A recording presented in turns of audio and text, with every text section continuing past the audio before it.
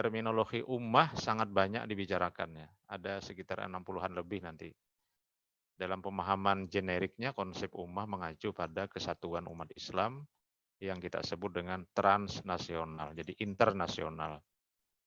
Istilah transnasional ini ya, istilah baru ya. Kalau dulu namanya ya pan-islamisme, ikhwanul muslimin, wahabisme, hizbut tahrir, ya itu adalah organisasi atau gerakan-gerakan yang mengarah ke sini. Ya. Yang kedua alasannya pada akhir abad ke-18 dan awal abad ke-19, sejumlah negara-negara yang dijajah oleh Eropa itu melepaskan diri dari induknya ya, karena revolusi Prancis yang menghasilkan nasib-nasib yang kemudian berubah bagi negara-negara di seluruh dunia, ya, termasuk juga negara-negara di Asia Tenggara, termasuk Indonesia.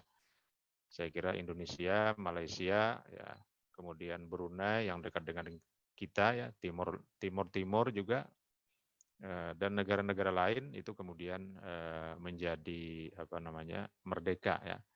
Nah dengan merdeka itu kemudian maka muncullah kesadaran nasionalisme. Nah nasionalisme inilah yang kemudian menjadikan setiap negara-negara kecil ini atau negara-negara bekas jajahan ini menjadi negara baru yang dikenal dengan istilah negara bangsa.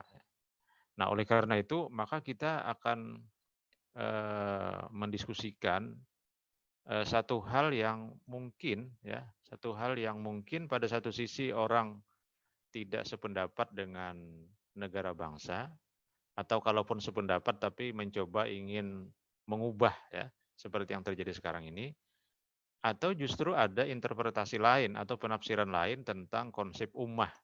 Nah, penafsiran lain tentang konsep ummah inilah yang nanti akan banyak kita diskusikan. Karena ini berbicara pada wilayah internal umat Islam terkait dengan tafsir teks-teks atau nas-nas keagamaan yang dalam istilah usul fikih ya itu masih bersifat zonni ya, tidak qat'i.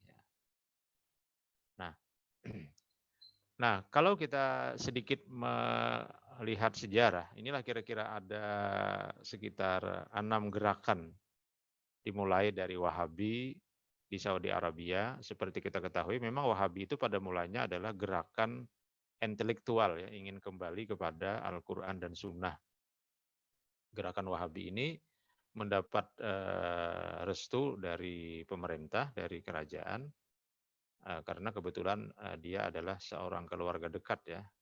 Kalau tidak salah mertua dari Pangeran As-Saud yang pertama, Muhammad Ibn Abdul Wahab itu. Sehingga gerakan-gerakannya didukung oleh negara dan kemudian dia juga ingin bukan hanya gerakan itu ada di tanah Arab, di Jazirah Arab, tapi juga melebar ke seluruh dunia. Dan itu terbukti bahwa gerakan Wahabi itu kemudian sampai ke mana-mana ya. Yang kedua itu adalah pan-islamisme atau pan-arabisme juga yang tadi disinggung oleh Pak Subhan, oleh Jamaluddin Al-Afghani, Muhammad Abduh, Rashid Ridha, ini tokoh-tokoh yang menginisiasi bahwa orang Islam, umat Islam itu harus bangkit bersatu seluruh dunia. Intinya sebenarnya adalah ingin melepaskan diri dari hegemoni atau penjajahan Barat. Jadi kita ketahui bahwa Mesir pada waktu itu di bawah seorang pemimpin yang dikendalikan oleh Barat. Nah, maka kemudian juga bibit-bibit pan-islamisme, kemudian bibit-bibit Wahabi itu menghasilkan lagi gerakan baru dari Hasan al-Banna Ikhwanul Muslimin. Kemudian didukung oleh Said Qutb, kemudian Said Ramadan. Said Ramadan ini kalau kita baca sejarahnya, beliaulah yang menginisiasi Rabithah Alam Al-Islami. Dan organisasi itu sampai sekarang sangat berjasa untuk kemajuan umat Islam. Nah kemudian Muhammad Qutb itu adik oleh Said Qutb ya. Dia setelah diobrak-abrik di Mesir, Ikhwanul Muslimin itu, Muhammad Qutb itu lari ke Mekah, lari ke Arab ya. Dia menyeberang ke Arab, ke timur. Di situ kemudian dia menjadi dosen di King Abdul Aziz University. Dan salah satu dari ide-ide yang dikembangkan beliau itu adalah Ikhwanul Muslimin. Dan menurut informasi yang kami dapatkan, salah satu murid dari Muhammad Qutb itu adalah Usamah bin Laden, yang sangat terkenal dan sangat ditakuti ya. Nah, itu gerakan di sekitar Jazirah Arab ya. Kemudian di Palestina itu muncul lagi yang kita kenal dengan Abdul Qadim Zallum dengan Taqiyuddin An-Nabhani yang menginisiasi Hizbut Tahrir Indonesia. Maaf, Hizbut Tahrir, bukan Hizbut Tahrir Indonesia ya. HTI itu untuk Indonesia sebenarnya, salah itu. Hizbut Tahrir yang dikomandani oleh Abdul Qadim Zallum dengan Taqiyuddin An-Nabhani. Beliau ini memang seorang ahli hukum Islam yang kemudian banyak menulis buku-buku yang menjadi rujukan inti dari Hizbut Tahrir yang gerakannya sampai di Indonesia. Itu pada tahun 1943. Nah, kemudian juga tidak boleh kita lupakan revolusi Islam di Iran. Nah, ya, di mana pada waktu itu terjadi gelombang protes terhadap pemimpin yang dikendalikan oleh Barat, kemudian ditumbangkan oleh Ayatullah Khomeini dan kawan-kawan. Nah, inilah latar belakang, inilah gerakan-gerakan kontemporer tentang gerakan ummah dengan macam-macam nama. Ada Wahabisme, ada Pan-Islamisme, Ikhwanul Muslimin, kemudian Hizbut Tahrir dengan Revolusi Islam Iran. Semuanya itu intinya mereka ingin umat Islam bersatu di bawah seorang pemimpin ya. Kalau Revolusi Islam Iran itu Syiah dia. Syiah menginginkan hal yang sama, bahwa umat Islam itu harus hidup dalam di bawah seorang imam ya. Nanti konsepnya konsep imamah. Kalau di Sunni itu konsepnya khilafah. Kalau di Syiah itu konsepnya imamah. Tapi ujungnya sama, ingin menyatukan seluruh dunia Islam. Nah, lalu mengapa muncul gerakan-gerakan seperti itu? Nah, ada beberapa teori ya. Pertama, adanya kegagalan umat Islam dalam menghadapi arus modernitas yang dinilai telah menyudutkan Islam. Nah, ini mungkin yang perlu juga diinsapi secara bersama ya. Benarkah sebenarnya modernitas itu menyudutkan kaum muslimin? Benarkah modernitas itu sebenarnya merupakan ancaman bagi agama Islam? Saya kira kalau kita mau menganalisis secara mendalam, tidak selamanya benar ya. Modernitas ini kan terkait dengan kehidupan materialisme, hedonisme ya. Modernitas itu ditandai dengan kemajuan kehidupan yang ditandai dengan teknologi mesin dan sebagainya. Kalau kita mengikuti perkembangan peradaban manusia itu mulai dari kemajuan satu atau revolusi satu ya, revolusi industri satu itu ditemukannya mesin uap ya. Revolusi industri 2 itu ditemukannya listrik. Revolusi industri 3 itu ditemukannya komputer. Kemudian revolusi industri 4, 4.0 itu adalah ditemukannya dunia digital. Dan sekarang kita bersiap-siap katanya untuk memasuki revolusi industri 5. Nah, benarkah semua itu merupakan tantangan atau ancaman bagi umat Islam dan agama Islam? Saya kira tidak. Materialisme itu merupakan salah satu dari mata uang Islam kan, artinya orang Islam itu sebenarnya ya dia menghargai materi kan. Orang kalau tidak punya materi, tidak punya aset ya hidupnya juga susah kan, jadi fakir. Nabi mengatakan kadal fakru ayyakuna kufran, bisa jadi akan menjadi kekafiran akibat kefakiran itu. Orang harus berzakat, orang harus naik haji, berarti dia harus punya aset. Nah, hanya Islam itu dalam sistem ekonominya tentu berada di tengah. Nah, nanti kita akan sampai ke ummatan wasata. Ada terminologi di dalam Al-Qur'an ummatan wasata. Kita menjadi tengah antara kapitalisme dengan sosialisme.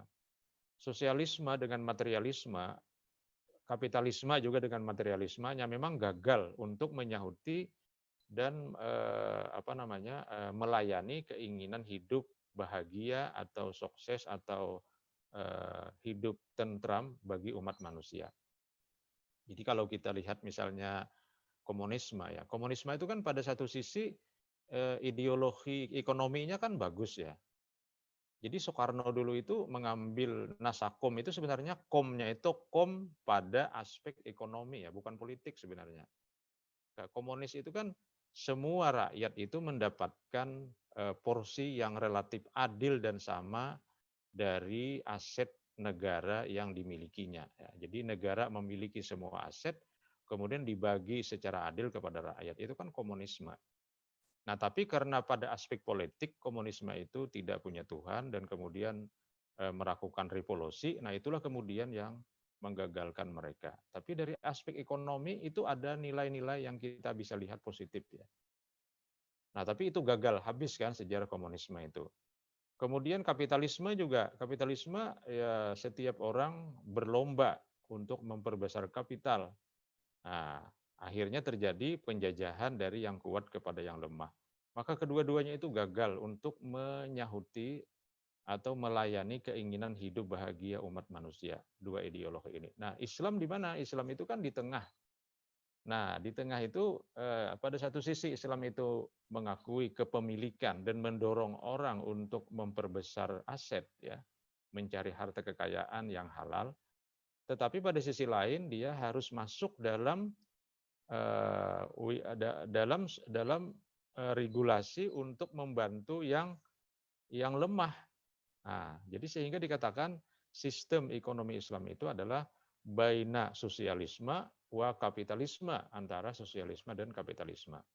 Jadi artinya sebenarnya aspek modernitas itu tidak ditalak tiga kan oleh Islam gitu ya. Ada hal-hal yang bisa diterima dan dikembangkan, dimodifikasi.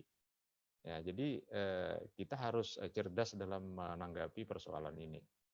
Nah, oleh karena itu kalau dikatakan umat Islam mengakui atau menuduh Barat sebagai modern itu menjadi musuh umat Islam, itu saya kira semuanya tidak tepat juga.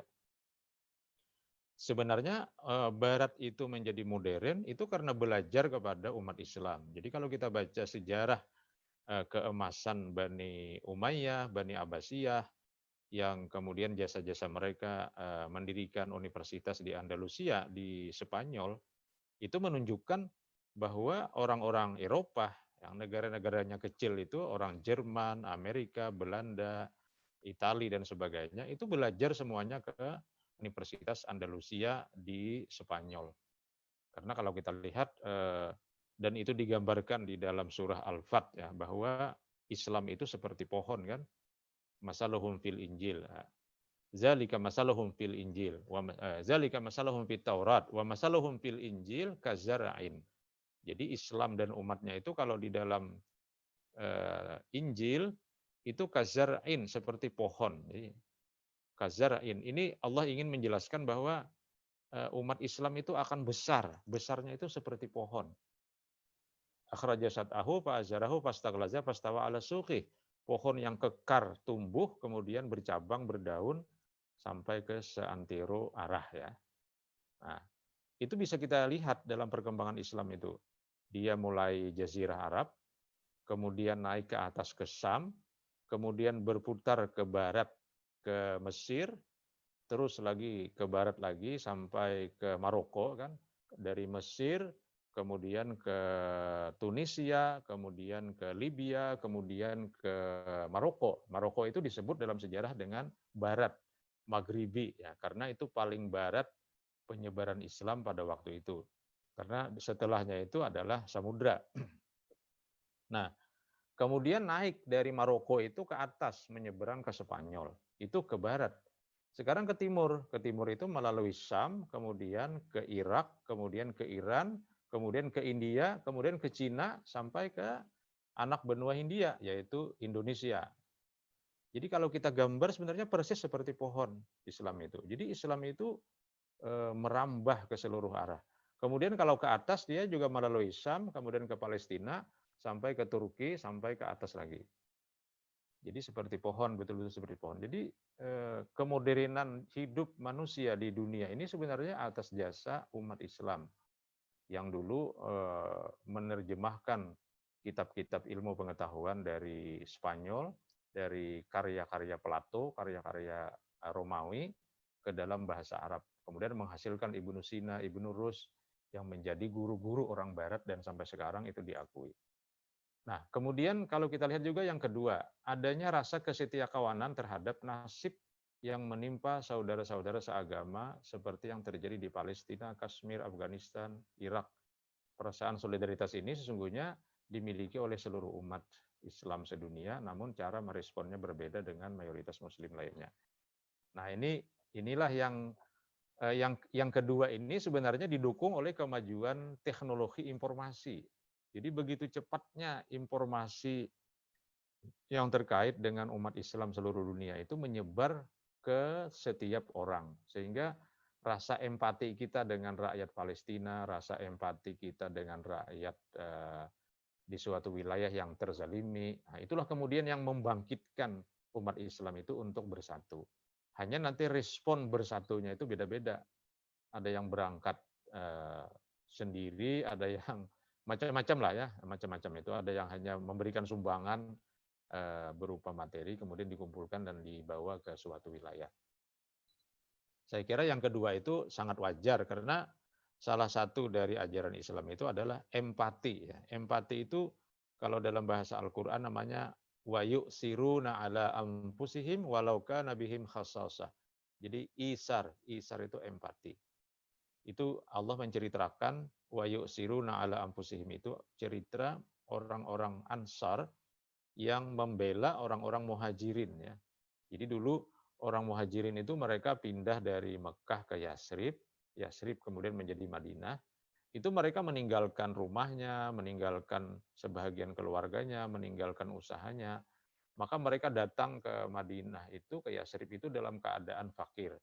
Nah, orang-orang Ansar itu menyediakan rumah, menyediakan kebun dan sebagainya untuk menampung orang-orang Muhajirin ini. Maka dipuji oleh Allah di dalam Al-Quran, orang-orang Ansar itu bersikap isar, wa yu'siruna ala anfusihim. Mereka berempati kepada tamunya orang-orang Muhajirin. Jadi faktor kedua itu saya kira sangat benar itu ya. Nah, kemudian yang ketiga, secara khusus untuk di Indonesia, maraknya fundamentalisme lebih disebabkan oleh kegagalan negara dalam mewujudkan cita-cita kemerdekaan berupa tegaknya keadilan sosial dan terciptanya kesejahteraan yang merata bagi seluruh rakyat. Nah ini, jadi sebenarnya kalau di Indonesia itu kenapa ada gerakan-gerakan ekstremis itu, gerakan-gerakan radikal itu lebih kepada kegalauan ya masyarakat bawah, terutama masyarakat bawah terhadap ketidakadilan yang mereka rasakan. Jadi bagaimana di suatu wilayah yang kaya dengan hasil alam, tapi mereka tetap melarat, nah itu nanti kalau ada yang menyulut sedikit saja, nah itu demonstrasinya sangat kuat. Nah kemudian, nah ini, apakah ummah itu sama dengan transnasional ya? Ini kita lihat dulu ada beberapa kalimat, ya ada 64 kali, ini nanti bisa dilihat. Ini ketikannya ini karena fontnya ini berbeda dengan komputer asal saya ya. Jadi yang itu mestinya ini fontnya itu Time New Arabic ya. Ini mungkin belum ada di komputer ini Time New Arabicnya. Kita lewati saja. Nah dari banyak ayat yang tercantum terminologi ummah tadi terkait dengan isu transnasional dapat disederhanakan menjadi dua kelompok. Yang pertama adalah ayat Makkiyah, yang kedua ayat Madaniyah. Nah, dua istilah ini menggambarkan secara periodik, yakni periode Makkah dan Madinah sebagai sentrum perubahan masyarakat nomaden ke arah masyarakat yang berkeadaban. Jadi kalau konsep ummah dalam ayat yang turun di Mekah, itu lebih kepada masyarakat yang belum berperadaban. Nanti akan kita lihat ayatnya. Tapi yang berikutnya, yang di Madinah itu masyarakat yang berkeadaban ya. Nah, ini kita lihat yang muncul di Makkah, ayat 33 Az-Zukhruf ya. Di sini dikatakan, "Falaula ayyakuna nasu ummatan wahidah la ja'alna lima yakfuru birrahman libuyutihim saqafam min fiddatin wa ma'arij 'alaiha yazharun." Sekiranya bukan karena menghindarkan manusia menjadi umat yang satu dalam kekafiran, pastilah sudah kami buatkan bagi orang-orang kafir kepada Allah yang Maha Pengasih loteng-loteng rumah mereka dari perak. Nah, demikian pula tangga-tangga yang mereka naiki. Nah, menunjuk arti kesatuan umat manusia secara agamawi, yakni kesatuan kepercayaan tunggal dalam kekafiran. Jadi ini terkait dengan kekafiran, maksud umat wahidah di sini. Tidak terkait dengan transnasional dalam konsep Islam. Ini masih kaitannya dengan masyarakat jahiliyah. Nah, namun dalam akhir periode Mekah dan awal periode Madinah, kesatuan itu terpecah-pecah yang disebabkan oleh kekerasan hati, meski hal itu dikehendaki oleh Allah sebagaimana terekam dalam Al-Mu'minun 52 dan 53. Jadi ini ayat surah Al-Mu'minun ini turun di penghujung Makkiyah, ya. Wa inna hazihi ummatukum ummatan wahidah wa ana rabbukum fattaqun. Fataqatta'u amrahum bainahum zuburan kullu hizbim bima ladaihim farihun. Sesungguhnya agama tauhid ini adalah agama kamu semua, agama yang satu dan aku adalah Tuhanmu, maka bertakwalah kepadaku. Kemudian mereka pengikut-pengikut Rasul itu menjadikan agama mereka terpecah belah menjadi beberapa pecahan. Tiap-tiap golongan merasa bangga dengan apa yang ada pada sisi mereka masing-masing. Jadi di sini dikatakan ya sebenarnya mereka itu satu, tapi kemudian mereka berpecah belah. Nah, dan itu seakan-akan ya dikomentari oleh Allah. Nah, setelah bangunan perbedaan tersebut dinyatakan tidak dapat dihindari, seperti dalam surah Al-Mu'minun tadi, muncullah Al-Maidah ayat 48. Nah, Al-Maidah 48 ini mengandaikan bahwa memang secara takdir, takdir dari Allah, manusia itu akan berbeda-beda, manusia itu akan berkelompok. Jadi di sini sebenarnya Islam juga mengakui adanya primordialisme, tapi nanti primordialisme kesukuan yang positif, ya. Coba kita lihat ayat ini misalnya. Wa anzalna ilaikal kitaba bil haqq musaddiqan lima baina yadayhi minal kitabi wa muhaiminan alaihi fahkum bainahum bima anzalallah wa la tattabi' ahwahum amma ja'aka minal haqq. Nah, lalu kata Allah likullin ja'alna minkum syir'ata wa minhaja. Nah, bagi setiap rasul itu, bagi setiap umat itu ada syir'ah, ada minhaj. Syir'ah itu ajaran intinya, minhaj itu lebih kepada praksisnya, ya. Lalu kata Allah, walau sya'allahu, seandainya Allah ingin, la ja'alakum ummatan wahidah. Niscaya dia menjadikan kamu itu satu umat saja. Walakin tetapi Allah tidak menjadikan satu, tapi dijadikan bermacam-macam. Untuk apa? Liyabluwakum fima atakum. Untuk menguji kamu terhadap apa yang Dia berikan kepadamu. Lalu kata Allah, fastabiqul khairat, berlomba-lombalah dalam kebaikan. Ilallahi marji'ukum, kepada Allah tempat kembali kamu, jami'an semuanya, fayunabbi'ukum bima kuntum fihi takhtalifun. Nanti di akhirat akan Allah beberkan hal-hal yang kamu dulu di dunia berbeda. Jadi ayat ini membenarkan adanya suku-suku dan sebagainya. Itu juga bisa kita lihat di dalam surah Al-Hujurat. Ya ayuhan nas inna khalaqnakum min zakarin wa unsa. Hai manusia, kami ciptakan kamu itu ada laki-laki, ada perempuan. Wa ja'alnakum syu'uban wa qabaila. Kami jadikan juga kamu itu ada sa'bunnya, suku-sukunya, wa qabaila, ya, bangsa-bangsanya. Syu'ub itu bangsa-bangsa, wa qabaila dan kabilah-kabilah. Untuk apa perbedaan-perbedaan itu? Lita'arafu. Untuk agar kamu ta'aruf, ya. Ta'aruf itu bukan hanya artinya mengenal. Ta'aruf itu dari kata ma'ruf. Ma'ruf itu artinya kebaikan. Jadi lita'arafu itu maksudnya agar kamu saling mengekspresikan diri dan kelompok dalam kebaikan. Jadi kalau Muhammadiyah misalnya dengan amal usahanya diekspresikan ke dunia, ke masyarakat nyata. Itu namanya lita'arafu. Sehingga dengan ekspresi ma'ruf itu, kebaikan itu, maka kemudian manusia dikenal. Jadi bukan hanya saling kenal mengenal, tapi saling kenal mengenal itu medianya apa? Medianya adalah ekspresi kebaikan. Itulah namanya lita'arafu. Dari kata arafa, dan dari situ muncul ma'ruf, dan dari situ ada amar ma'ruf, ya. Nanti ada kalimat kuntum khaira ummatin ukhrijat linnas itu ta'muruna bil ma'ruf. Nah, jadi oleh karena itu perbedaan itu kemudian menjadi ladang untuk kebaikan, fastabiqul khairat. Nah, jadi dari sini saja kita sudah bisa memahami bahwa sebenarnya Islam itu mengakui negara bangsa, ya.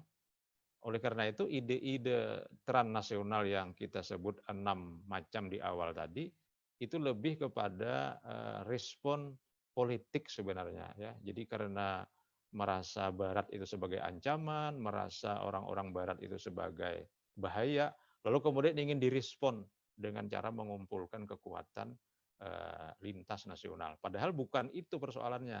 Nah, karena secara normatif kita bisa menalar dari ayat-ayat ini sebenarnya Islam menghargai atau mengakui eksistensi negara bangsa. Nah, lalu ada umatan wasata juga. Nah, umatan wasata ini muncul dalam konteks Madaniyah karena Al-Baqarah 143 ini turun di Madinah, ya. Wa kadzalika ja'alnakum ummatan wasata litakunu syuhada'a 'alan nas. Nah, kita lihat sebenarnya apa itu ummatan wasata.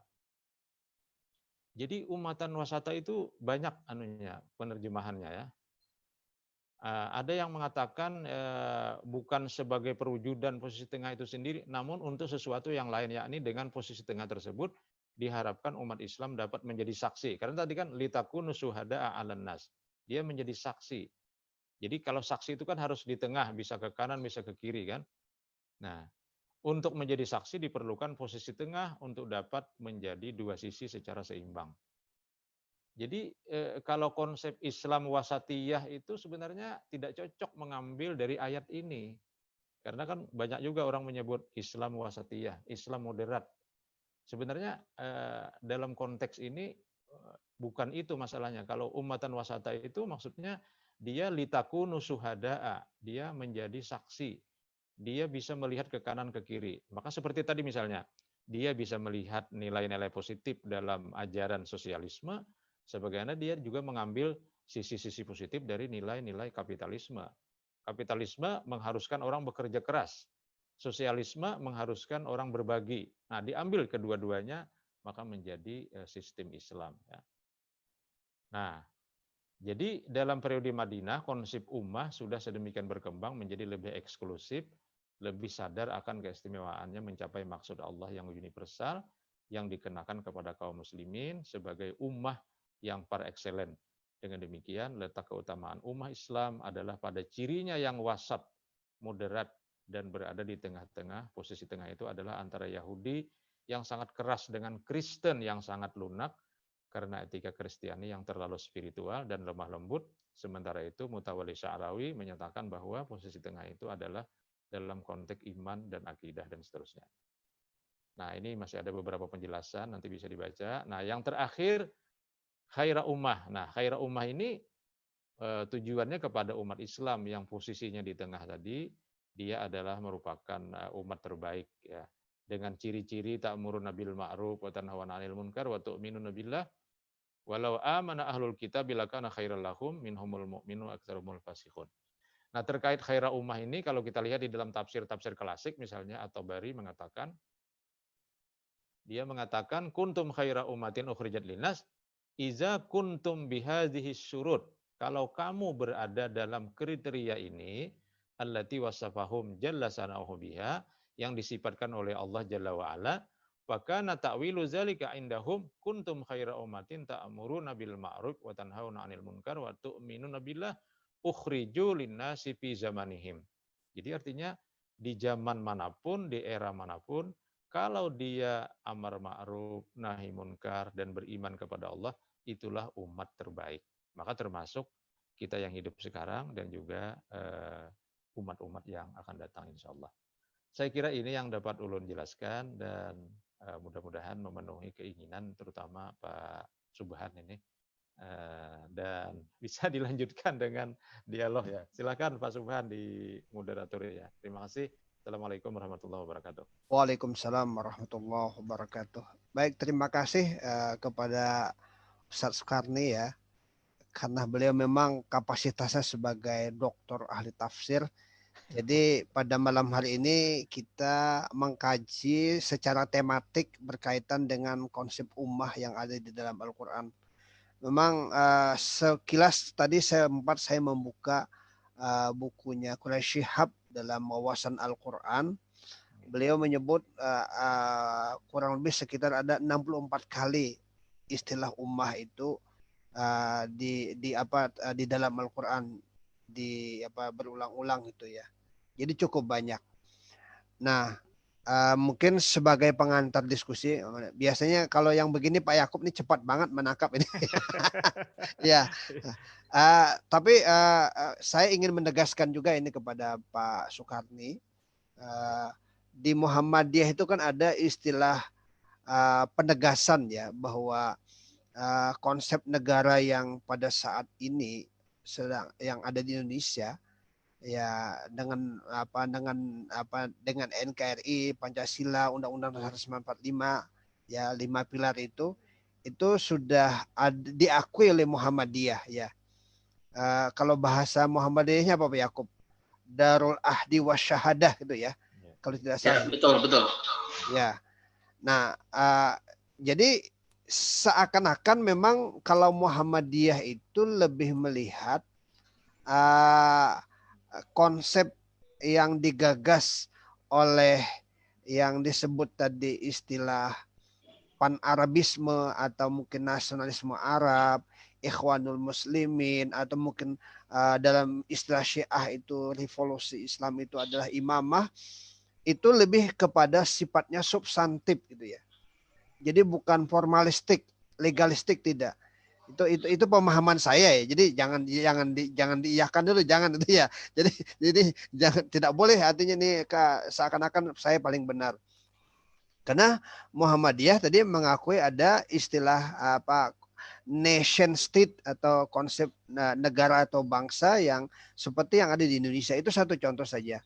Nah, yang kedua tadi juga disampaikan tentang gagasan pengakuan Islam di dalam Al-Quran bahwa perbedaan itu sesuatu yang sifatnya natural ya, sunatullah. Terbukti ketika Allah menggunakan kalimat ayat ya ayuhan nas inna khalaqnakum min zakari wa unsa syu'uban wa qabaila li ta'arafu. Nah, jadi menarik sekali tadi ketika Dr. Soekarni menjelaskan makna li ta'arafu itu artinya bukan semata-mata artinya kita mengenal, tapi adalah berbuat kebaikan. Jadi kalau di dalam istilah Muhammadiyah ada amal usaha Muhammadiyah, rumah sakit, lembaga-lembaga pendidikan dan sebagainya. Itu yang kita wujudkan itu ya. Itu mungkin sebagai pengantar saja sih. Saya ini hanya sebagai pemancing. Ada Pak Yakub, ada Pak Mujahid, ada teman-teman Pak Ismail dari Pasir ini, biasanya dari wilayah ini cepat merespon ini. Saya silahkan ini, Pak Yakub dulu, silahkan Pak Yakub nih. Assalamualaikum warahmatullahi wabarakatuh. Waalaikumsalam warahmatullahi. Jadi saya menyambung sedikit yang tadi sambutan PDM terputus. Nah, Pak Mujahid alhamdulillah sudah bergabung kembali bersama kita. Jadi kebetulan ada tragedi Pak di rumah beliau tadi, mati lampu. Jadi ya harus terputus jadi semuanya dengan wifi-nya gitu. Iya. Saya pikir ini saya amati ya dari awal. Ustadz Soekarni ini menarik kalau saya memang secara pribadi, memang Ustadz Suhan paham dengan selera saya. Jadi terkait dengan kajian-kajian ideologi, ya saya pikir kalau dari sisi kapasitas tentu juga saya sangat jauh ya, apalagi mungkin dengan keawaman saya. Yang pertama memang yang saya garis bawahi bagaimana kita menyikapi gerakan transnasional itu. Artinya transnasional itu sudah kan artinya gerakan antar bangsa, antar wilayah, antar kawasan. Ada beberapa gerakan yang memang secara ini harokah itu yang tadi disampaikan mulai dari Wahabisme, Khilafahisme dan hal-hal lain, namun itu termasuk Khawarijisme itu. Nah, dia yang pertama ada yang menarik tentang Wahabisme gitu. Ya, jadi ini juga mungkin perlu diperjelas apa kesamaan dan perbedaan yang dengan pergerakan daripada Persyarikatan Muhammadiyah ini. Jadi secara kasat mata, secara awam orang tidak bisa membedakan antara Wahabisme dengan Muhammadiyah. Maka ini juga Pak warga persyarikatan saya pikir juga perlu memahami perbedaan. Dari beberapa fatwa saja mungkin bisa kita lihat perbedaan, misalnya satu, kita dilarang mengkritik pemimpin. Kemudian yang kedua, ketika menentukan Idul Adha, Idul Fitri itu mereka sangat mengkritik sekali gitu ketika Muhammadiyah menggunakan prinsip hisab ya sebagai amal daripada sebagai pembuktian atau aktualisasi daripada Yasin ayat 38 sampai 40 itu ya, sehingga ini banyak ditentang sekali. Itu baru dua contoh ya, belum hal-hal lain yang memang banyak sekali ditentang oleh teman-teman Wahabi. Kemudian tentang khilafahisme ya, bagaimana Taqiyuddin An-Nabhani ini, dan tadi dijelaskan begitu gamblang ya, begitu gamblang tentang konsep khilafah yang mereka usung ya. Tentu saya memahami di sini khilafah terbagi dua ya, ada khilafah yang mentolerir daripada nation states seperti Ikhwanul Muslimin di Mesir, ada yang tidak. Nah, kalau yang tidak ini ya seperti dilakukan oleh Taqiyuddin An-Nabhani dengan Hizbut Tahrirnya, artinya ya Hizbu itu partai kan, golongan. Artinya golongan orang-orang yang menegakkan daripada khilafah atau syariat yang mereka terapkan. Nah, saya pikir di sini perlu kita tarik korelasi bagaimana Persyarikatan Muhammadiyah menyikapi ini. Sementara dalam konsep atau riwayat histori daripada perjalanan kebangsaan kita ini, bahwa peranan Muhammadiyah ini terhadap bangsa memang tidaklah kecil ya. Salah satu manfaat yang bisa kita terima hari ini, kita bisa berbahasa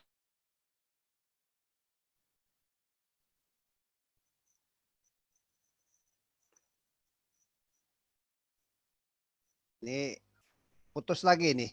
Nah, ini mati lampu ya. putus ya? Putus-putus Pak Yakub. Oke, sebentar.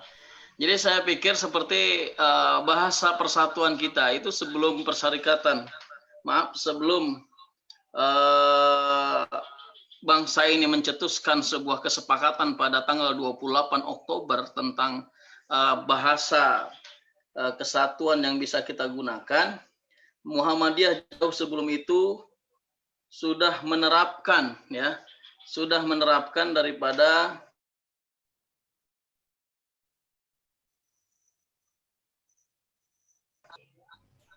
putus ini. Ya, jadi Persyarikatan Muhammadiyah itu sudah menerapkan bahasa persatuan pada rapat tahunan. Jadi saya pikir di sini ya bisa kita ambil hikmah, salah satu kontribusi yang besar yang kita berikan kepada bangsa. Kemudian pada prosesnya kita menyepakati sebuah negara, di mana pada saat itu ya tim BPUPKI juga atau PPKI juga sebagian besar boleh dikatakan organisasi. Iya. Mohon maaf. Nampaknya Pak Yakub ini agak putus-putus, atau kita ini dulu, kita hentikan dulu Pak Yakub. Ya, bisa dilempar dulu ke yang lain Ustadz. Jadi nanti bisa dilanjut lagi. Karena mungkin gangguan sinyal tempat saya. Ya. Mungkin Pak Ustadz Sukarni bisa memberikan catatan-catatan dulu nanti berkaitan dengan apa yang sudah disampaikan nanti. Tapi saya sampai lempar dulu ke yang lain. Ada Pak Mujahid. Assalamualaikum Pak Mujahid, ini sudah bisa bergabung ya? Dihidupkan dulu Pak, itunya mic-nya dihidupkan dulu. Mic-nya nih. Oke, silahkan Pak Mujahid. Assalamualaikum warahmatullahi wabarakatuh. Waalaikumsalam. Yang pertama, mohon maaf Pak Ustadz dan Pak Subhan, tadi di rumah listrik mati, jadi terputus juga wifi-nya. Saya WA ke Pak Yakub dan Pak Subhan tadi. Ya betul, saya membaca ya. Pak Ustadz, menarik sekali ya, Muhammadiyah dalam sambutan Pak Haidar Nasir, beliau mengatakan bahwa Indonesia itu adalah negara Darul Ahdi Wassahadah. Ya. Darul Ahdi itu rumah konsensus ya, kesepakatan bersama, yang memang Indonesia ini bermacam-macam suku, bermacam-macam agama ya, dan mereka punya kesepakatan bersama, berkonsensus untuk mendirikan sebuah negara yang berdasarkan Pancasila. Dan bisa diartikan juga Darussalam, yaitu negara yang penuh dengan kedamaian. Jadi berangkat dari sejarah berdirinya negara Indonesia yang berdasarkan Pancasila, yang penuh dengan kedamaian, yang punya cita-cita tujuan bersama untuk mewujudkan negara yang damai, yang tentram, yang rukun, saling membantu sama dengan yang lain. Justru disinilah kekuatan Indonesia. Nah, sebenarnya tugas kita bersama, utamanya umat Islam ini, adalah bagaimana memperkuat tali ukhuwah Islamiyah kita. Jangan mau dipecah belah oleh orang-orang asing, orang-orang yang tidak mau Indonesia ini hidup dengan damai dan rukun. Ini tugas berat kita. Dan selama ini kita masih belum bisa mewujudkan saling menjalin ukhuwah Islamiyah di antara internal umat Islam itu. Saya kira itu yang mohon ada pencerahan dari Pak Ustadz untuk bagaimana mewujudkan ukhuwah Islamiyah umat Islam di Indonesia yang terbesar di Indonesia dan bahkan barangkali terbesar di seluruh dunia. Terima kasih. Assalamualaikum warahmatullahi wabarakatuh. Assalamualaikum warahmatullahi wabarakatuh. Mungkin dua dulu ya supaya Ustadz nanti tidak lupa. Kalau kebanyakan kan susah gitu kan. Moga Ustadz kalau mau ada komentar dari dua orang nih. Meskipun agak terputus-putus. Terima kasih Pak Yakub, Pak Mujahid ya. Ya, apa beda Wahabisme dengan Muhammadiyah? Saya kira jelas ya, dari akarnya itu sudah kelihatan sangat berbeda ya. Tapi memang ada bagian-bagian yang beririsan antara Wahabisme dengan Muhammadiyah itu, yaitu pada aspek ar-ruju'u ilal Qur'ani wa sunnah, itu sama ya. Terutama pada aspek ibadah ritual. Nah, tapi pada wilayah-wilayah yang di luar dari ibadah ritual itu kemudian berbeda antara Wahabisme dengan Muhammadiyah ya. Misalnya pada aspek politik misalnya.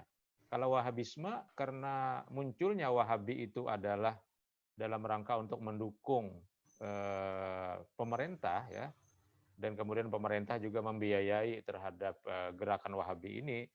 Jadi terjadi suatu jalinan yang sangat erat antara kekuatan politik di suatu wilayah dengan gerakan Wahabisme.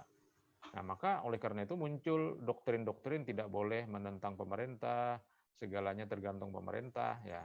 Tapi kalau Muhammadiyah, dia melakukan gerakan-gerakan kritik terhadap penguasa yang dianggap menyimpang. Nah, jadi itu di situ sudah berbeda. Yang kedua, yang ketiga mungkin ya. Jadi kalau yang pertama tadi dari segi asal muasalnya, yang kedua dari segi sikap terhadap wilayah di luar ibadah mahdah. Nah, yang ketiga ini terkait dengan pengembangan ilmu pengetahuan modern ya. Anggaplah kasusnya misalnya kasus penetapan awal bulan ya, penetapan waktu. Itu kalau Muhammadiyah jelas dia merespon perkembangan astronomi modern melalui hisab dan ru'yah. Tapi Wahabisme karena mereka itu sifatnya mendukung pemerintah, maka ajarannya itu ya apa yang ditetapkan oleh pemerintah itu yang diikuti. Jadi sangat subjektif sebenarnya. Kalau kita lihat Muhammadiyah cukup objektif dalam persoalan-persoalan ini. Tapi kalau Wahabisme, Nel matikan dulu Nel. Nah, kemudian khilafahisme dengan gerakan ekonomi muslimin ya memang berbeda. Kalau Hizbut Tahrir memang gerakannya itu gerakan ideologi murni. Mereka menyebutnya Ghazwul Fikir. Jadi Ghazwul Fikir itu perang urat saraf ya, perang pikiran gitu ya. Tapi kalau Ikhwanul Muslimin ini gerakan politik praktis. Jadi bagaimana orang-orang Ikhwanul Muslimin itu melakukan penggalangan kekuatan untuk menumbangkan pemerintah yang sah yang didukung oleh Barat di Mesir pada waktu itu. Dan itu menyebabkan orang-orang Ikhwanul Muslimin ditangkap dan dihukum mati, sebagian yang tidak bisa lari ke luar negeri ya. Jadi perbedaan khilafahisme dengan Ikhwanul Muslimin itu terletak pada model gerakannya. Nah, maka orang-orang Hizbut Tahrir itu ya pekerjaannya membagi buletin Islam gitu kan ya, membagi majalah Al-Wa'i, ya itulah gerakan-gerakannya, silaturahmi ke tempat Pak Subhan mungkin kan. Nah, tempat juga Pak Yakub, saya kira pernah didatangi oleh Hizbut Tahrir, Pak Mujahid, ya memang itu Pernah, ciri Pak. khasnya dia. Pernah sampai 3 jam di rumah. Nah, itu ya. Saya sampai 4 jam, Pak, saya pernah. Saya berdiskusi tentang khilafah itu, saya bilang, yang Anda maksud khilafah ini khilafah yang mana? Nah, ya. Karena apa? Karena setelah Ali bin Abi Thalib terbunuh, itu negara Islam dipimpin oleh kerajaan, ya.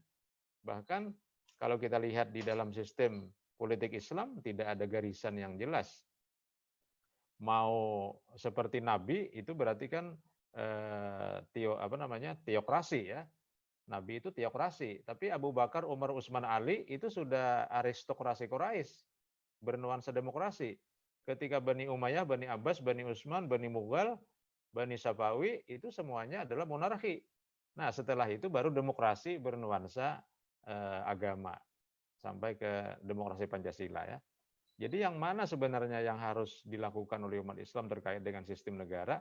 Itu sepertinya Al-Quran dan hadis tidak memberikan patokan-patokan. Yang penting di dalam negara Islam itu, di dalam negara yang berpenghuni umat Islam itu ditegakkan nilai-nilai Islam. Nah, untuk Pak Mujahid, ini menarik saya kira. Kita ini penting sebenarnya ukhuwah. Tapi pertanyaannya, istilahnya itu alat apa yang bisa kita gunakan untuk merekatkan ukhuwah ini? Kalau kita lihat dari segi politik umat Islam, politiknya kacau kan? Macam-macam partai dicoba, partai ini, partai itu, enggak bersatu juga. Pak Diliar Nur dulu dosen kami waktu di S2 di Jakarta, Pak Diliar itu mendirikan satu partai namanya Partai Umat Islam. Tapi tidak laku juga rupanya. Rupanya entah uangnya tidak cukup banyak, akhirnya nggak laku juga. Ketika ikut pemilu, hilang juga dari peredaran, ya. Nah, jadi Pak Diliar itu sebagai seorang ahli sejarah politik, dia melihat harapan umat Islam bersatu dengan alat politik itu sesuatu yang sangat utopia, kata beliau. Sangat tidak mungkin tampaknya Indonesia itu bersatu melalui politik.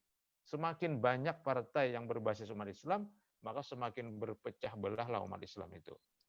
Nah, dulu kita percaya dengan PKS misalnya, tapi PKS juga, ini kasus di Banjarmasin misalnya, itu udah berpecah-pecah lagi. Ya, jadi susah kita percaya dengan partai mana sekarang. Nah, makanya akhirnya kita salut dengan Muhammadiyah, ya tidak usah ikut partai politik PAN misalnya. Walaupun PAN itu lahir dari Pak Amin Rais, tapi tampaknya dalam konteks perjuangan persatuan umat Islam juga belum berhasil, ya, dari PAN itu. Nah, kalau menurut saya, yang bisa menyatukan umat Islam itu adalah tasawuf. Nah, ini mungkin agak aneh jawaban saya ini. Tapi bisa dicoba lah nanti. Karena tasawuf itu merekatkan manusia melalui hati sanubarinya. Tapi kalau yang lain saya kira susah menyatukan. Nah, maka gerakan-gerakan tasawuf kalau Bapak baca sejarahnya, itu mampu menarik orang begitu banyak. Hanya persoalannya di kalangan Muhammadiyah, tasawuf ini kan masih dicap sebagai agak bid'ah lah. Kalau tidak bid'ah tapi agak bid'ah gitu. Mungkin perlu pengajian khusus tentang tasawuf ini, tapi nanti perspektifnya kita lihat dalam sejarah. Itu menarik, Pak, kalau kita mengaji tasawuf ini. Jadi Al-Ghazali itu pernah berusaha untuk menyatukan antara tasawuf dengan fikih. Bahkan tasawuf itu menjadi baju dari fikih. Jadi fikih itu badannya, bajunya itu tasawuf. Dan agak berhasil kan beliau melalui Ihya Ulumuddin, ya. Nah, kemudian Bapak Ibu mungkin juga menyaksikan di beberapa kota, di Barabai dengan Haji Bahid, dulu di Martapura dengan Guru Jaini Gani, ya. Itu semuanya tasawuf, Pak, yang mereka ajarkan. Jadi tampaknya kalau ingin melakukan eksperimen, ya di Muhammadiyah atau bukan Muhammadiyah, tapi di seluruh komponen umat Islam di Indonesia ini nanti disiram dengan air tawar tasawuf, ya. Saya kira nanti ada bekasnya itu saya kira. Ya. Tapi ini merupakan ya tawaran-tawaran konsep saja. Prakteknya mungkin memerlukan eksperimen di lapangan. Saya kira itu yang dapat bisa saya komentari dari Pak Yakub dengan Pak Mujahid. Terima kasih. Ya. Ya, terima kasih Pak Soekarni. Jadi memang mungkin kalau di Muhammadiyah kita ganti saja istilah tasawuf itu dengan apa ya, akhlak gitu ya. Karena sebenarnya Hamka sendiri, Buya Hamka sendiri sudah memperkenalkan konsep Iya. tasawuf itu lewat bukunya Tasawuf Modern gitu kan. Artinya kita tidak boleh alergi dengan tasawuf karena Hamka sendiri sudah apa namanya ya, sudah membuat sebuah apa buku yang barangkali cuma buku itu kita ini kadang-kadang kita memang di Muhammadiyah agak alergi dengan istilah ini tasawuf pada Irfani Pak Suban, Irfani. Oh ya. Itu menggunakan Pak Amin Abdullah itu Irfani. Ya, Abid betul. Al-Jabiri ya. Iya. Ada pertanyaan memang nih dari Kepala SMK Muhammadiyah ini. Okay. Yang pertama dari Pak Ahmad Nasir ini. Ustadz katanya ini berkaitan dengan kondisi saat ini. Apa sebaiknya langkah-langkah Muhammadiyah menghadapi pemimpin Perancis saat ini yang menyudutkan umat Islam, yang lagi booming, misalnya ada istilah boykot, misalnya produk-produk Perancis gitu ya. Itu. Kemudian pertanyaan yang kedua dari Bapak Abdul Jalil. Ya, golongan Wahabisme itu sebenarnya yang mana? Apa identitas mereka jelas seperti kita yang gampang dikenali atau bagaimana Ustaz? Itu dua pertanyaan itu Ustaz. Ya, terkait dengan Perancis ya, saya belum mengamati secara seksama, tapi kesan saya begini, seperti dulu misalnya ada seorang karikatur ya, menulis karikatur Nabi itu menenteng di belakangnya bom dan sebagainya, itu kemudian kan membuat umat Islam marah di seluruh dunia dan sebagainya. Kalau saya lebih melihat hal-hal seperti ini, kita jangan terlalu banyak membuang energi yang hal-hal seperti ini ya, karena mungkin konteksnya juga belum pasti benar ya, artinya kita harus lihat secara seksama kasus-kasus seperti ini.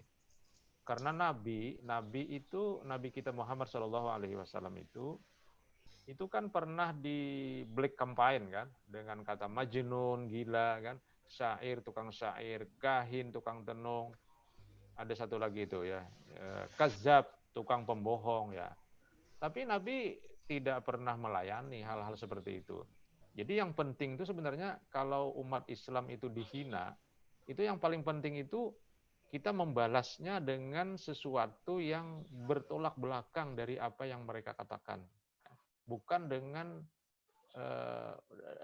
dengan demo fisik dan sebagainya. Itu membuang-buang energi menurut saya. Jadi umat Islam itu harus cerdas saya kira menyalurkan energinya kepada hal-hal yang positif. Tapi sekali lagi saya belum mengetahui secara seksama kasus Prancis ini. Ya, memang ada ini di chattingannya ya. Menurut Ustadz apa sebaiknya langkah-langkah Muhammadiyah menghadapi pemimpin Prancis saat ini menyudutkan umat Islam. Nah, aspek apa yang menyudutkannya, mohon maaf saya belum melihat secara seksama. Jadi perlu tabayun dulu saya apa masalahnya. Tapi secara umum tadi umat Islam itu mulai dari nabinya dihina dan sebagainya itu sudah hal biasa dan saya kira kita menghadapinya harus cerdas ya. Kemudian golongan Wahabisme itu sebenarnya yang mana ya? Nah, jadi Wahabisme itu ada dua, ada arahnya itu ke Salafi jihadi ya, itu seperti ISIS itu Salafi jihadi namanya dalam ilmu pengetahuan modern. Yang kedua ada Salafi ideologi. Nah, Salafi ideologi itu ya gerakan-gerakan Salafi yang ada sekarang di Indonesia.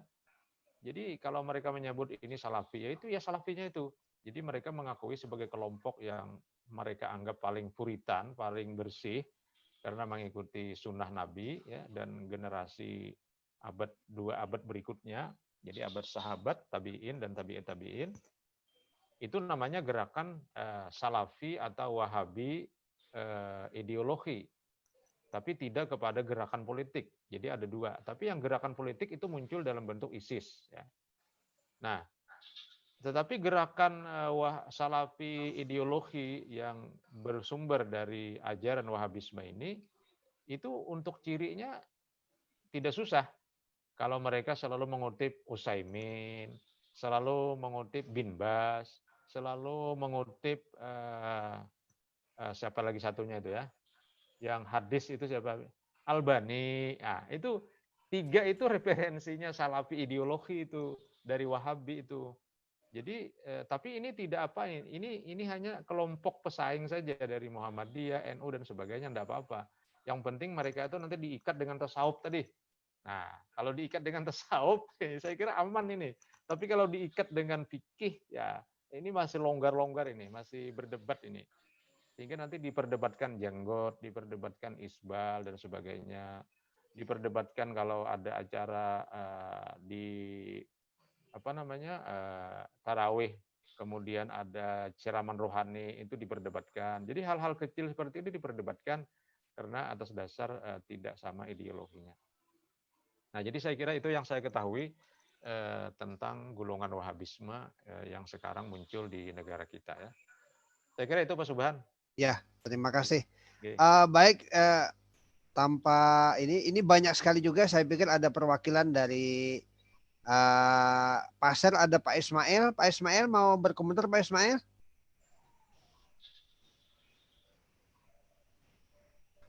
Oh, Pak Ismail mungkin lagi nggak aktif.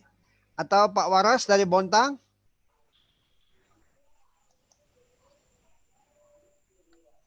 Atau dari Samarinda ini? Ada?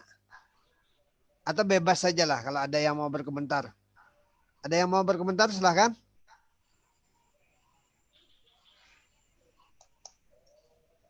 Saya nggak terlalu hafal nih dari mana-mana ini. Pak Ahmad Suparno. Assalamualaikum Pak Ahmad Suparno.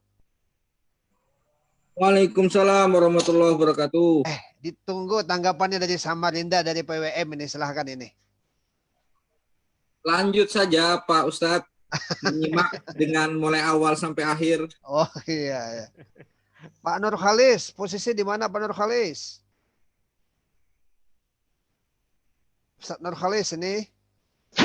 Di sana tak Ustadz? Silahkan, ini komentarnya biasanya paling duluan ini. Ini nggak ada komentarnya malam ini. Silahkan.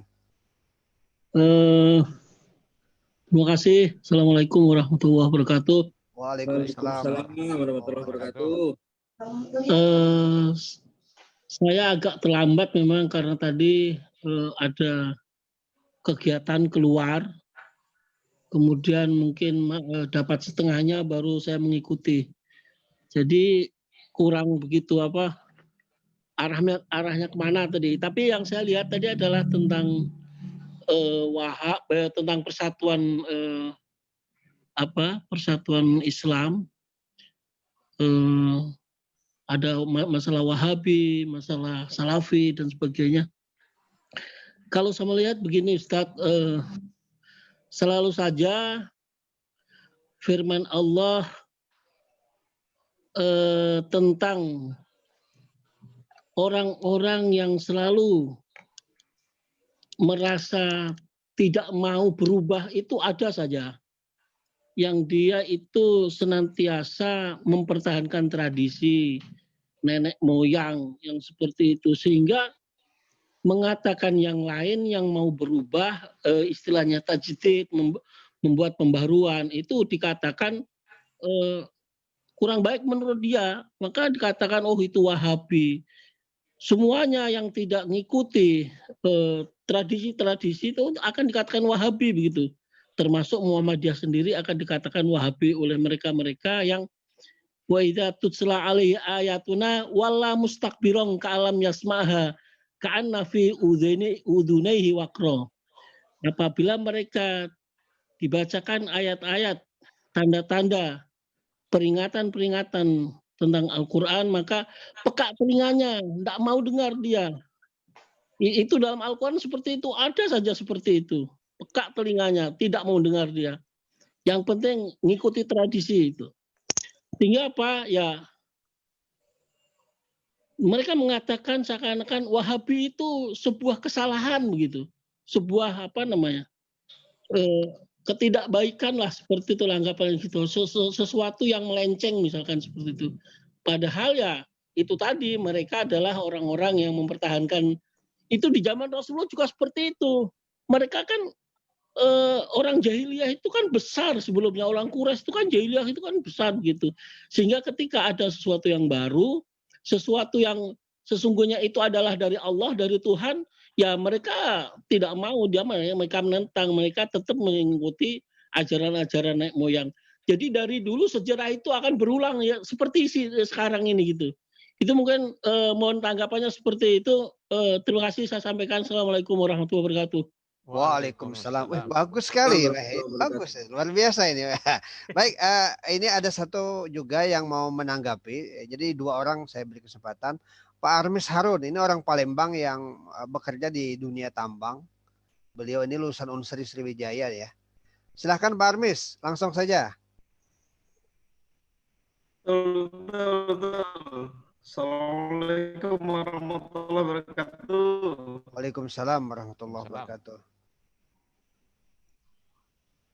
Silakan Ustaz. Assalamualaikum warahmatullahi wabarakatuh. Waalaikumsalam. Silakan Pak Armis. Oke, baik. Terima kasih Pak Ustadz Subhan. Luar biasa. Saya melihat rings. Ya, saya mendengar apa yang disampaikan Ustadz Sukarni, luar biasa, ringsnya sangat lebar, luar biasa. Cuma saya saja yang terakhir, Pak, saya motongnya dari pasca 212 ya, Tats ya. Jadi saya melihat istilah moderat, kemudian tradisional, kemudian konvensional, bla bla bla itu. Saya melihat sekarang pembelahannya tinggal dua, pasca 212 yang terakhir yang sangat fenomenal itu. Nah, saya melihat setiap gabungan atau fusinya 212 itu sekarang ini masih sebatas faksi-faksi, tapi mereka masih terikat secara giroh yang kuat bahwa mereka itu masih satu kesatuan. Saya agak vulgar misalnya menyebut kawan-kawan kita FPI yang belum punya wadah, kemudian kawan-kawan tadi Salafin juga disebut, kemudian yang terakhir yang gerakan moral kami juga merasa belum terwadahin. Nah, apakah sisa-sisa potongan-potongan itu yang masih mungkin untuk menjadi perekat satu perekat giroh yang sama? Kalau bicara tadi tasawuf mungkin harus clear dulu pada masing-masing syariatnya barangkali. Saya fokus ke sana saja, Tats, ingin mungkin minta nasihat atau pencerahan terkait alumni 212 lah yang juga dari berbagai banyak faksi-faksi yang ada di perjuangan Islam. Barangkali itu dulu, Pak Ustadz. Terima kasih. Wah, ini insinyur tambang ini Pak Mas Warni. Insinyur tambang ini ternyata jadi pengamat sosial keagamaan yang bagus sekali menurut saya. Ngalahin saya ini. Luar biasa. Luar biasa, betul. Itulah orang Muhammadiyah itu kan. Iya, calon ketua partai. Calon ketua partai baru yang bikinan Pak Partai Umat ya, bikinan Pak Amin Rais kayak ini. Itu baru setengah mengikuti nih, Tat. Baru setengah mengikutin, belum penuh lagi tuh ngikutinnya. Bayangin tuh kan. Alhamdulillah. Mungkin silakan Pak Saskarni. Oke, ya. Bahwa sejarah berulang, ya memang itu dalam Al-Qur'an kan dikatakan juga bahwa yang namanya sejarah itu memang berulang. Jadi kalau dikatakan tadi oleh Pak Nurhalis, dulu mereka itu apabila dibacakan Al-Qur'an mereka berpaling, ya itu sekarang juga orang tidak mudah menerima apa-apa yang dikatakan itu berasal dari agama ya. Apalagi di era keterbukaan informasi, sumber pegangan hidup manusia itu kan sekarang macam-macam ya. Kalau dulu mungkin dua saja, ya ada agama dari Nabi, ada agama dari nenek moyang. Kalau sekarang kan agamanya makin banyak sekarang nih variannya. Jadi saya kira respon masyarakat yang diungkapkan oleh Al-Quran dengan istilah wala mudbiran ka'annaha lam yasma'ha itu ya akan semakin kencang ke depannya Pak Nurhalis. Nah, lalu apa ini? Inilah tantangan saya kira organisasi keagamaan seperti Muhammadiyah dan terutama saya kira Majelis Tablik ini Pak Subhan ini yang paling dapat tantangan. Bagaimana menginjeksi paham-paham keagamaan yang benar untuk masyarakat modern yang seperti kita saksikan sekarang ini. Jadi saya kira memang sejarah itu berulang. Jadi sejarah itu kan seperti roda saja. Nah, kadang-kadang di atas, nanti ke bawah, ke atas, ke bawah, ke atas, ke bawah. Dan itu juga yang menjadi dasar saya kira secara filosofis kenapa sistem astronomi kita ini kan beredar, berputar ya. Jadi berputar itu ya kadang di atas dan di bawah dan sebagainya. Nah, hanya tadi diperlukan langkah-langkah yang segar dari seluruh komponen organisasi keagamaan untuk mendakwahkan agama itu secara baik dan benar. Jadi misalnya kalau zaman Nabi itu Nabi menyampaikan Al-Quran, lalu Al-Quran itu dituduh sebagai kahin, sebagai kadzab, sebagai majnun. Nah, mungkin sekarang lain lagi, beda lagi responnya. Tapi tetap pihak-pihak pemegang otoritas keagamaan itu harus semakin cerdas untuk menyahuti persoalan ini. Misalnya tadi platform tasawuf misalnya kita tawarkan. Nah, ini sekaligus Pak Armes ya. Bagaimana kita menawarkan platform tasawuf? Ya, kita rumuskan dulu tasawufnya, tasawuf yang seperti apa yang bisa kita ajarkan ya. Saya membaca buku-bukunya Agus Mustafa ya. Saya kira Bapak Ibu juga membaca juga buku-buku Agus Mustafa. Itu saya kira satu pilihan yang cukup menjanjikan, buku-buku Agus Mustafa itu untuk dipelajari oleh kita semua. Kemudian kita sampaikan ke segenap umat ya. Begitu juga misalnya sentuhan-sentuhan spiritual melalui kalau dulu kan sempat booming ya, apa namanya itu kecerdasan spiritual, kecerdasan itu apa namanya itu yang Pak Ari Ginanjar itu? ESQ. Ya, melalui ESQ ya, walaupun tidak bertahan lama, tapi saya kira itu merupakan eksperimen. Bagaimana memasuki birokrasi, bagaimana memasuki dunia usaha, bagaimana memasuki orang-orang yang selama ini tidak tersentuh dengan agama melalui ESQ. Itu sebuah eksperimen saya kira yang bisa dicoba ke depan. Ya, jadi kita harus berpikir ke depan ini menyiapkan bahan-bahan apa yang bisa menyatukan semua umat ini. Nah, kemudian terkait dengan alumni 212 ya, memang ini rumit sekali kita menganalisis kasus Ahok dan 212 ini saya kira ya. Memang rumit sekali. Saya kira kita harus banyak melihat perspektif ya. Sebenarnya apa yang terjadi ya dari besarnya gelombang umat Islam memprotes seorang Ahok yang mengemukakan satu pendapat ya tentang Al-Quran yang dikatakannya itu kemarin di dalam surah Al-Maidah itu kan begitu besarnya gelombang umat Islam itu, dan kemudian begitu banyaknya komponen di situ, dan komponen-komponen itu pada umumnya kan mereka-mereka yang mungkin belum terwadahi dengan baik ya. Jadi misalnya Front Pembela Islam, kemudian Salafi, yang terakhir ini lagi adalah Kesatuan Aksi Membela Indonesia, KAMI, dan sebagainya. Yang terakhir ini lagi adalah demo terhadap Undang-Undang Cipta Kerja misalnya.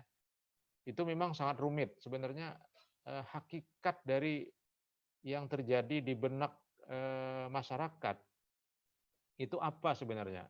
Apakah ini hoax, apakah ini kegalauan, apakah ini ketidakadilan ya? Kalau kita kembali ke 3 alasan mengapa terjadi gerakan fundamentalisme secara internasional yang kita sebut di bagian atas tadi, itu intinya adalah kesejahteraan. Jadi intinya adalah kesejahteraan ya. Jadi manusia itu kalau sejahtera, kalau terpenuhi sandang pangan papannya secara baik, saya kira tidak banyak orang yang berpikir kemudian untuk melakukan tindakan kekacauan atas nama berbagai isu ya. Jadi boleh kita lihat misalnya daerah-daerah yang relatif makmur ya dari segi kesejahteraan masyarakatnya itu relatif tertib. Contoh misalnya kalau di Kalimantan itu Balikpapan misalnya. Balikpapan itu terkenal bersih, masyarakatnya disiplin. Karena apa? Karena rakyatnya semuanya relatif bekerja dan penghasilannya agak lumayan cukup ya. Beda misalnya dengan daerah-daerah, anggap ada misalnya kasus Sampit misalnya. Di Sampit itu ya banyak buruh-buruh yang penghasilannya sangat pas-pasan ya. Kemudian mungkin mereka ditimpa oleh krisis dan sebagainya.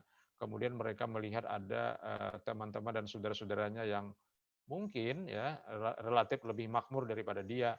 Nah, ketika terjadi clash sedikit saja di situ, maka akan cepat menyebar. Jadi kalau kita lihat sebenarnya faktor ekonomi yang paling sangat mendasar. Jadi bisa jadi benar teori yang tadi yang di slide paling awal tadi. ada 3 faktor yang menyebabkan gerakan itu. Di samping adanya kecurigaan terhadap Barat, yang kedua adalah sikap kesetiakawanan empati seluruh kaum muslimin, yang ketiga itu adalah faktor ketidakmampuan penguasa atau birokrasi memberikan kesejahteraan kepada rakyatnya secara baik. Itulah yang menyebabkan terjadinya gelombang-gelombang protes yang kadang-kadang itu sebenarnya tidak terlalu penting ya, atau maksud saya tidak terlalu relevan, bukan satu-satunya jalan yang harus dilakukan seperti itu. Sama juga dengan terorisme. Terorisme itu kalau kita lihat juga faktornya ketidakadilan juga. Nah, jadi kekecewaan, ketidakadilan, nah, kemudian muncul gerakan-gerakan seperti itu. Saya kira kalau kita baca sejarah sahabat Nabi ya, atau misalnya sejarah para orang-orang kafir Quraisy yang mengeluarkan Nabi dari Mekah menuju Yasrib ya, itu juga sama kan, alasannya juga banyak ekonomi. Coba kalau kita lihat misalnya, masyarakat Mekah itu adalah masyarakat pedagang. Nah, masyarakat pedagang itu kan masyarakat yang terkait dengan ekonomi secara langsung ya. Lalu turunlah Nabi kan, datanglah Nabi dengan sejumlah ayat yang terkait dengan revolusi moral perdagangan. Jadi etika bisnis yang direformasi oleh Nabi. Percaya atau tidak, Al-Quran itu menurut beberapa ahli mereformasi masyarakat pedagang. Jadi dia bukan berorientasi ke pedesaan, tapi ke kota, masyarakat pedagang. Jadi Nabi mereformasi tidak boleh riba, ya, tidak boleh menipu, tidak boleh curang dalam sukatan, takaran, dan sebagainya, timbangan. Ya. Sejumlah ayat merespon seperti itu. Kemudian kalau ada hutang piutang harus diselesaikan dengan baik-baik, dicatat dan sebagainya. Itu adalah ayat-ayat yang terkait dengan kode etik ekonomi. Nah, jadi kalau kita lihat di sini kan inti persoalannya itu banyak ekonomi sebenarnya. Dalam penjajahan kolonial juga ekonomi juga. Jadi Belanda kemudian Inggris melakukan penjajahan di beberapa wilayah, itu banyak aspeknya aspek ekonomi. Jadi rupanya ekonomi itu begitu penting untuk diselesaikan sebelum hal-hal yang lain. Ya mungkin itu jawaban saya yang agak ngawur ya, tapi ya mudah-mudahan sedikit bisa memberikan penjelasan. Demikian Pak Subhan. Baik, terima kasih Ustadz. Ya memang mungkin tadi Pak siapa tadi? Pak Armes ya. Pak Armes Harun itu memang kayaknya beliau lebih melihat ketika muncul 212 yang menghasilkan manusia, jutaan manusia berkumpul itu, dan itu berangkat dari berbagai tadinya pemahaman ideologi yang berbeda, tiba-tiba bisa menyatu gitu loh maksudnya. Ya. Memang kalau kita memahami gerakan-gerakan FPI itu memang sesuatu yang apa ya, memang perlu kita analisis dalam juga ya. Di satu sisi gerakan FPI ini adalah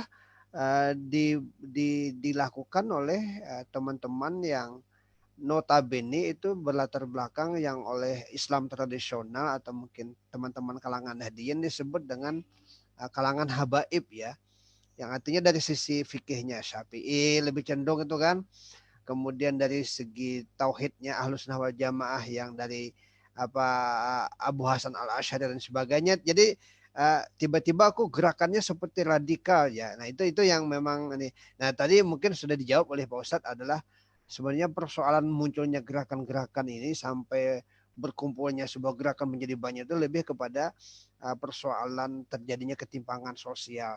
Di satu sisi ada orang yang sangat diuntungkan dengan kebijakan pemerintah, artinya dia semakin kaya. Di sisi lain tadi ada orang yang mungkin penderitaannya ya dengan kehidupan ekonomi yang sangat di bawah, artinya hidup di bawah garis kemiskinan. Jadi kalau Ustadz yang mencontohkan misalnya kasus Sampit, kenapa terjadi memang sampai ada penyembelihan manusia? Ya memang saya pernah juga bertanya langsung, itu salah satunya adalah lebih kepada yaitu ada suku tertentu yang dia datang ke Sampit tapi dia lebih berkuasa daripada orang Sampit gitu loh. Tapi itu mudah-mudahan lah tidak terjadi di Sangatta, karena memang di Sangatta ini Pak Ustadz Sukarni itu ada yang menyebut sebagai Indonesia Mini. Kenapa Indonesia mini? Karena di Sangatta tuh semua suku dari 34 provinsi ini mungkin ada semuanya. Kami ini tinggal di Sangatta kan tinggal di kota tambang. Yang di tambang itu ada sekitar 25.000 karyawan yang bekerja di sektor tambang saja. Dari perusahaan induknya PT Kaltim Primaco sampai kepada kontraktornya. Itu jadi memang bisa dibayangkan. Tapi memang dari sisi suku di sini mayoritas Jawa, kan aneh kan? Kutai Timur, dari namanya saja Kutai, mayoritas sukunya itu adalah Jawa, nomor 2 adalah Bugis, nomor 3 adalah Banjar. Nah, Kutainya mana? Kutainya jangan-jangan Kutainya nomor 16 jangan-jangan. Nah ini memang menjadi persoalan juga, sehingga ya saya sendiri seringkali diminta oleh perusahaan untuk memberikan pendampingan ya di eksternal KPC, memberikan pemahaman kepada masyarakat, karena memang masyarakat itu tahunya dana dulu namanya dana community development namanya ya. Selalu pengen minta uang. Itu mungkin sekedar penjelasan saja ya. Terlepas dari itu semuanya, saya pikir pengajian pada malam hari ini sangat mencerahkan buat kita semuanya, bahwa kita itu memang sudah dilahirkan dari sonanya. Al-Quran sudah menyebutkan kita itu berbeda-beda. Jadi terjadinya perbedaan itu adalah sesuatu yang wajar, sunatullah. Jadi kalau hal-hal yang tadi sudah disampaikan oleh Ustadz, sekali lagi mudah-mudahan bisa menjadi pijakan kita dalam kehidupan beragama. Saya juga sering menyampaikan Ustadz ke teman-teman bahwa kehidupan beragama adanya perbedaan pandangan, termasuk kadang-kadang di dalam kalangan Muhammadiyah sendiri. Wah, ini Pak Subhan terlalu gagasannya terlalu berani, selalu menukil pendapat-pendapat Pak Cak Nur dan sebagainya. Sekali lagi ini dalam rangka kita mengembangkan wawasan, supaya artinya di kalangan internal kita sendiri di Muhammadiyah, kita kan selalu diarahkan untuk senantiasa belajar dan membuka wawasan mindset kita supaya kita artinya terbuka gitu loh. Mungkin itu Pak saja. Pak Subhan. Masih menanggapi? Bisa saya kasih kesempatan? Siapa, Pak Ismail ya? Iya. Wah, silahkan. Wah, ini Pak Ismail. Ini orang Pasir ini. Oh, silahkan. Ya. Monggo. Saya kasihan kalau nggak diberi kesempatan. Silahkan. Terima kasih. Assalamualaikum warahmatullahi wabarakatuh. Waalaikumsalam warahmatullahi wabarakatuh.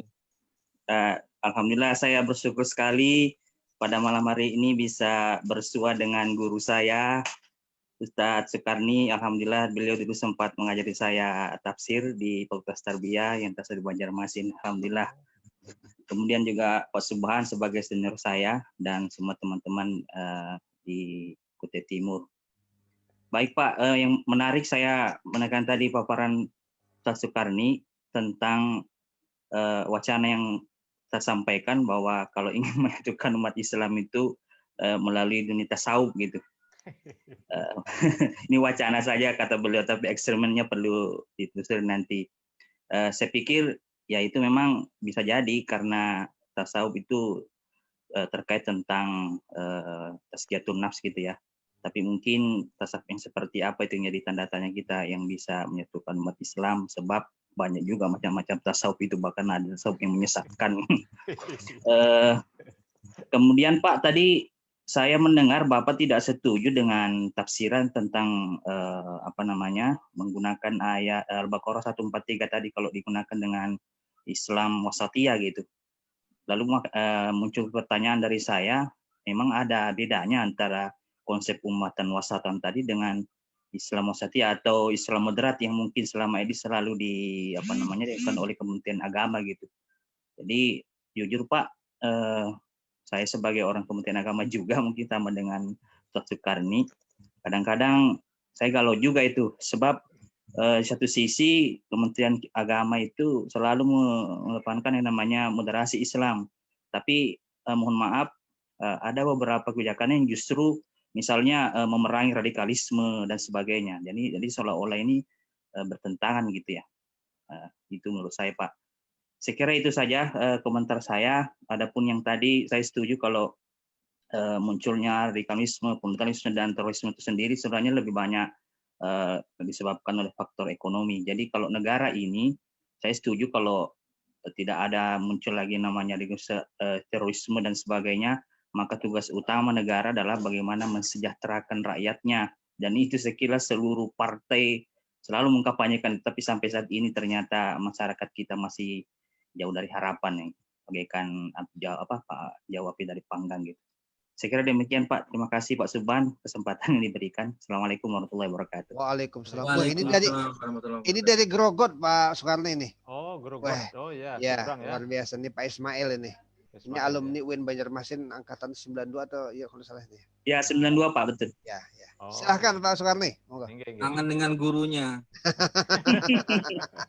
Alhamdulillah Pak Parno. Ya, jadi yang saya sebut tadi bahwa di dalam ayat berapa tadi? 1/1 ya? 143 Pak. 143 surah Al-Baqarah ya. Nah itu kan kalau dilihat di situ kan ummatan wasata ya. Jadi kita itu disebut dengan istilah ummatan wasata, umat yang pertengahan ya. Jadi umat pertengahan itu bukan Islam wasatiyah kan, tapi ini kan umat pertengahan. Jadi maksudnya kalau Islam itu ya Islam, tidak ada Islam wasatiyah atau Islam apa enggak. Ya Islam itu Islam. Innad dina indallahil Islam. Agama yang berasal dari Allah itu Islam. Tidak ada label di belakangnya Islam itu. Tapi kalau umatnya, nah itu ada. Karena umat itu terkait dengan kehidupan sosial. Jadi yang namanya umat Islam itu adalah manusia, adalah komunitas. Manusia, komunitas itu kan makhluk sosial. Nah, maka umat Islam yang mengajarkan dinul Islam, yang mengamalkan dinul Islam, dia akan berada di tengah. Nah, di tengah itu tadi kan macam-macam pemahamannya. Ada antara Yahudi yang keras dengan Kristen yang lembut. Mutawalli Sya'rawi memahami dia antara spiritual dengan materialisme dengan spiritualisme ya. Quraisy Shihab lain lagi memahaminya umatan wasata itu karena dia dianggap sebagai syuhada, sebagai saksi, dia maksudnya adalah di antara Nabi Muhammad dan umat-umat yang lain.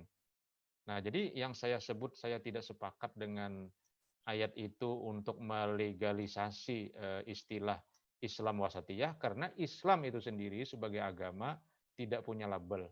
Dia merupakan agama transsosial, transnasional, bahkan transzaman ya. Jadi tidak punya zaman, tidak punya tempat, tidak punya waktu ya, tidak punya sosial tertentu, tapi innad dina indallahil Islam. Wa may yabtaghi ghairal islami dinan fala yuqbala minhu. Tapi umatnya disebut oleh Allah sebagai ummatan wasata karena umat Islam itu menduduki suatu posisi dan situasi yang diandaikan dia berada di tengah sehingga dia menjadi syuhada 'alan nas, menjadi saksi terhadap yang lain.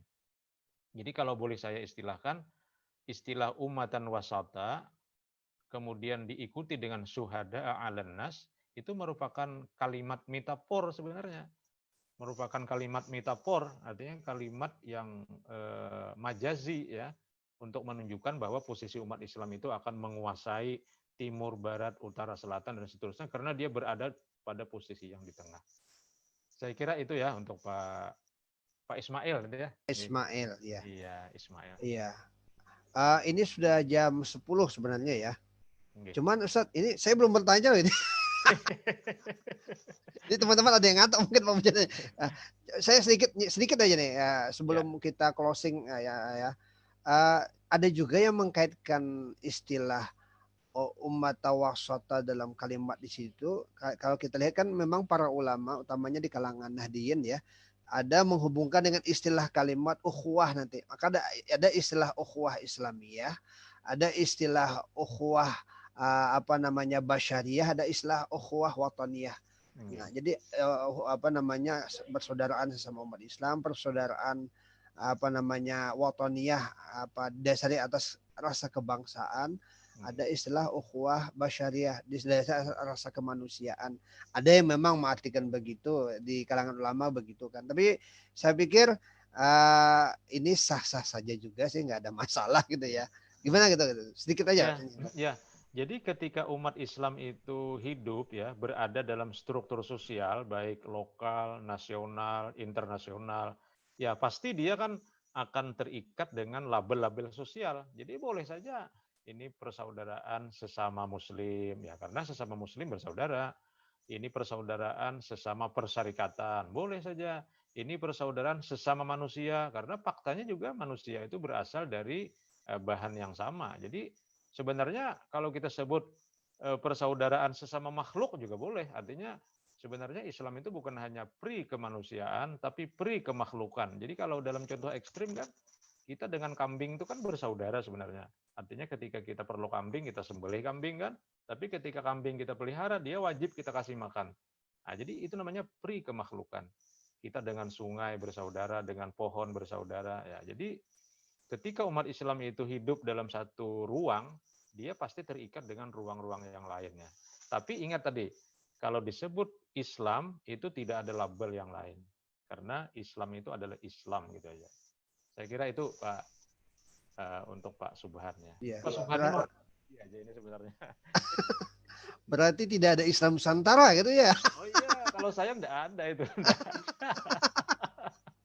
Ini Pak Mujahid ini kan anti Islam Nusantara nih, nggak ada pemujit Islam Nusantara itu Pak Mujahid ini. Iya. Kalau itu sudah muttafaq alaih kan. Iya. Baik, terima kasih. Saya pikir sebenarnya saya kepengen sih, tapi kan saya memaklumi juga teman-teman ini sebagian pekerja tambang, Ustaz. Betul. Iya. Kemudian ini sebagian besar juga adalah PNS gitu kan. Kecuali saya ini kan nggak jelas nih suka memimpin pengajian. Ya, tapi sekali lagi silaturahmi pada malam ternyata luar biasa manfaatnya. Kita bisa berdiskusi. Ya mudah-mudahan dah di kesempatan yang lain Ustadz nanti siapa tahu bisa datang ke Sangatta. Jadi kita bisa lebih banyak lagi berdiskusi langsung gitu, mudah-mudahan gitu. Atas nama pimpinan daerah Muhammadiyah, saya menyampaikan ucapan terima kasih yang begitu luar biasa ya, sebesar-besarnya. Karena dalam waktu singkat, meskipun saya mendadak, Ustadz mau meluangkan waktu untuk sama-sama urun rembuk, berbagi ilmu kepada kami yang boleh dibilang berada di pelosok ini ya. Meskipun kami juga tinggal di kota Sangatta, tapi artinya tidak seperti kota-kota besar gitu.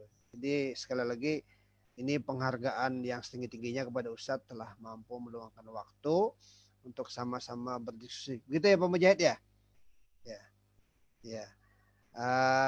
Mungkin kita tutup saja pengajian pada malam hari ini dengan sama-sama kita membaca doa kafaratul majelis. Subhanakallahumma wa bihamdika asyhadu an la ilaha illa anta astaghfiruka wa atubu ilaik. Assalamualaikum warahmatullahi wabarakatuh. Waalaikumsalam warahmatullahi wabarakatuh.